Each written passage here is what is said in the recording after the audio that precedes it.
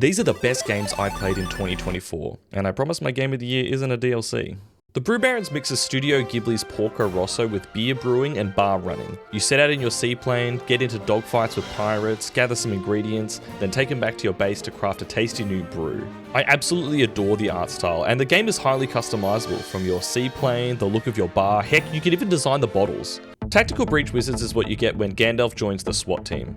It looks like XCOM, but plays more like its weird cousin Chimera Squad, where you complete a series of small tactical battles using each character's magical abilities. I love the visual creativity of mashing fantasy and modern police together. The writing is quite funny, and it oozes with style every chance it gets. Pepper Grinder is a fast-paced platformer where you use a drill to dig through the ground and launch yourself into the air like you're playing Deathworm. Is this a dated reference? The level design is really creative for such a simple concept, and each level has hidden goodies that are fun to hunt down. And man does it feel good when you smoothly pull off a section. V Rising made it out of early access this year, so I thought I'd bite and see how the full release is. It's a fun mix of Diablo-style combat with survival crafting elements where you play as a vampire. The main goal of the game is to defeat these bosses, each one giving you new crafting recipes or vampiric powers, like the ability to turn into a wolf. You know, the animal most commonly associated with vampires. Wolves. Anyway, vampires are such a vibe, so the whole concept of designing and decorating your gothic castle really appeals to me. And speaking of vampires, yo, remember Vampire Survivors? That game was pretty cool. Deep Rock Galactic Survivor is probably the best Survivors-like game to rival the original. Killing hordes of enemies is always fun and addicting, but throw in a mining system that is both satisfying and strategic, and plenty of missions to complete, man, I played this a lot. Another good Survivors-like game is Temtem Swarm, based on the creature battler of the partially same name. Each Temtem has its own skill tree to work your way through, and many of them can evolve during the run, boosting their stats. Temtem is fine and all, but I just don't connect with any of these creatures. I would love to see a Pokemon or even a Digimon version of this concept. Wait, did you know that only 99.99% of you are subscribed? If you're part of that 0.01%, then fuck you! Click that goddamn subscribe button so I can get my YouTube bucks and keep doing this shit. Balatro blew up earlier this year, so chances are you've either heard of it or gotten completely addicted to it already. It's a roguelike deck builder with a poker theme, but it really only goes as far as using the standard poker hands. Besides the lizard brain appeal of watching number go up, it has a level of polish and flair that really adds to the experience. Fields of Mystria feels like a proper follow-up to Stardew Valley, and we haven't even got Haunted Chocolatier yet. Seriously, Mystria takes everything from Stardew and improves upon it just a little bit. The standout feature is the magic system, which lets you cast spells that help you from instantly growing your plants to making it rain for a short while. All the characters are in this cute 90s anime style, and they even change their outfit depending on the season. Speaking of farming, Lightyear Frontier is great. Picture this, Stardew Valley, but you're in a mech. It has all the attachments needed to chop trees, plant seeds, and water crops, though a few upgrades can make this more efficient and satisfying. Your mech can also be customized with different parts and paint jobs, and the alien planet this is set on is as beautiful as it is mysterious. Star Trucker takes another game series and gives it the sci-fi treatment. Trucking simulators. Depending on your taste, hauling trailers long distance can either be relaxing or boring. But I think the novelty of the setting and the beauty of some of these locations does enough to tip it in the right direction. And making the jump to lightspeed is always satisfying.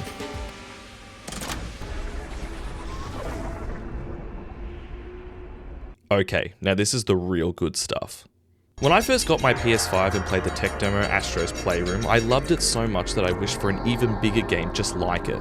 Well, that's exactly what Astrobot is. More levels, more abilities, more vibration than a sex shop. This game just exudes so much joy. It's impossible for me to play this without a huge grin on my face. The highlight is these standout levels that focus on some iconic games, and you can really tell they put a lot of love and care in celebrating PlayStation's history. I put out a video earlier this year saying Pacific Drive is a strong contender for my game of the year, which it is, but spoiler alert, it didn't make number one. But holy shit is it fun driving through a hostile exclusion zone trying to keep your piece of shit car from falling apart. Check out my other video if you want a more in-depth look at Pacific Drive and how I compare it to my favourite game of all time, Outer Wilds. Despite the whole Sony account controversy, Helldivers 2 still remains a great shooter filled with pure chaotic fun. This is such a blast to play with your friends. The blast usually being from an airstrike they accidentally drop on your head. The Starship Troopers' satirical tone gives it plenty of flavour, and the way the game is handled running mini-campaigns to take back certain planets makes it feel like a special event. You really feel like you're doing your part. And holy shit, helldiving onto the planet never gets old.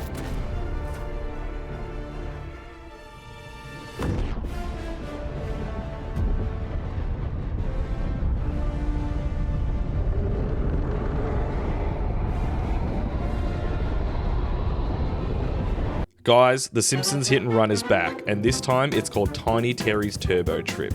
It's a driving game and 3D platformer that's incredibly goofy and charming. Terry's dream is to drive into space, so you collect scrap to upgrade your car and make it fast enough to drive up this tower. It's filled with dumb humor and silly slapstick that's sure to make you smile. Like a Dragon Infinite Wealth may well be the biggest fucking game I've ever played. Not only is there a huge JRPG complete with side quests and minigames, but they managed to cram an entire Pokemon creature battler in there and an Animal Crossing-like business sim where you build your very own island resort. Some of the new minigames include a Pokemon Snap clone where you take photos of half-naked men, Crazy Taxi meets Uber Eats, and a Tinder-like dating app where Ichiban can meet his true love. If you liked Yakuza Like a Dragon, then you'll love this. Cryptmaster is a first-person dungeon crawler with unique word-based gameplay and a snarky narrator.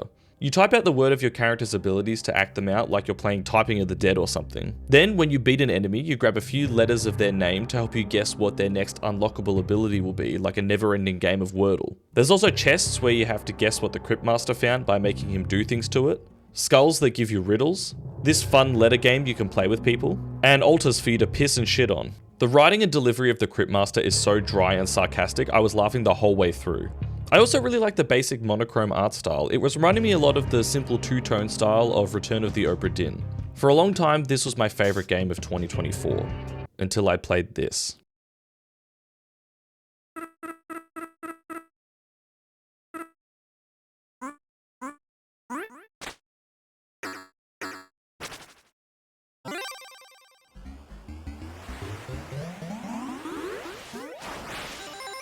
UFO 50 is a wonderful collection of retro-style games and my game of the year. It feels like one of those fake consoles you can get with like 9,000 games on it, except all of them are really good. While visually they all look old school, they feel very modern in their design, making the whole package feel both nostalgic and new at the same time. However, they don't hold your hand. They're all pretty hard and don't explain much, and it's up to you to discover all the intricate details of how each game works. What really hooked me is each game has an objective for you to beat it and get a gold disc, but then after that there's an even harder objective to get a cherry disc, and the game select screen makes it really easy to see your progress and accomplishments. Around half the games can be played in local multiplayer, and there's a good variety here from a bunch of different genres, so there's a little something for everyone. So now we're going to get a bit meta and look at the best games inside my game of the year. Ninpek is this auto-scrolling platformer that's kinda simple but really addictive. And just check out this music. Magic Garden is like Snake on steroids. There are enemies to avoid, you can jump, and you can bank your tail on these star tiles to score points. Avianos mixes turn-based wartime tactics with real-time strategy battles. The unique twist is each turn you pick from 3 randomly selected gods that determine your actions, and the more you choose a god, the more you can upgrade their actions. Bushido Ball is like air hockey, but you pick a character that has their own abilities. You can roll, throw items, and charge up for a super move. This is one of the most fun to play in local multiplayer. Party House is a deck builder where you invite guests to your party, trying to maximize your popularity and cash earned without getting busted by the police. If you're also a board game nerd like me, think of this as Dominion meets Zombie Dice. Mortal 2 is worth the price of admission alone. You have 100 lives, and each life you pick from one of 5 classes. They all play a little differently, and each has a sacrifice ability where you can spend your life to make a platform, or cause an explosion, or create a teleporter. The trick is beating the game without running out of lives, making the best use of your abilities while not dying unnecessarily. Valbrace is a first-person dungeon crawler with this action-y, almost Souls-like combat. It's also got this cool gesture-based magic system you can experiment with. Pilot Quest is the game I'd suggest you play first, as it's got some idle game mechanics. Once you grow these plants, they'll generate resources while you play other games. And the other part of the game is exploring this hostile planet and collecting parts of your ship. You only have a limited time to explore before you need to head back or risk losing everything you've collected, and getting hit by enemies cuts a big chunk of that time. I cannot recommend UFO 50 enough, because out of the sheer variety of games you get, you're sure to find a few gems that you absolutely adore.